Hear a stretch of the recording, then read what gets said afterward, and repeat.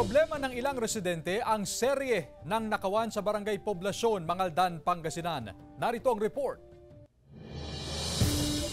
Kita sa CCTV camera ang tatlong lalaki na naglalakad sa kalsada sa barangay Poblasyon, Mangaldan, Pangasinan. Maya-maya lang, nilapitan nilang nakaparadang pedicab hanggang sa pinaandar ito at umalis. Sa magkaibang insidente naman, baterya naman ng tricycle ang pinuntirya ng mga kawatan. Meron na rin nanakawan ng baterya sa nakaparadang truck, bagay na ikinakaalarma ng ilang residente. Kaya sila na mismo ang naglagay ng CCTV camera sa bahay at kalsada. Sana bigyang priority sana yung safety and security ng mga nakatira dito, especially those areas dito sa barangay kung saan madilim ang lalo na pagdating sa gabi. Batid daw ng barangay ang kakulangan ng CCTV camera. May ilang CCTV camera ang hindi nagagamit matapos masagi ng truck ang ilang mga kable. May pinapaaprubahan naman daw silang pondo para sa bagong CCTV units. Plano rin daw ng barangay na maglagay ng karagdagang street lights. Yung mga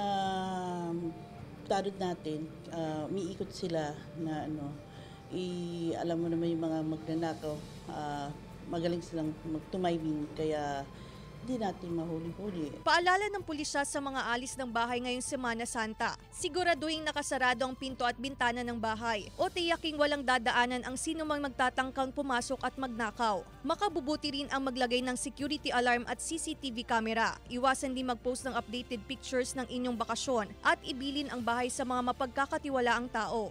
Kasama si Ron Alistair Taniedo, Claire Lacanilaw, 1 North Central Luzon.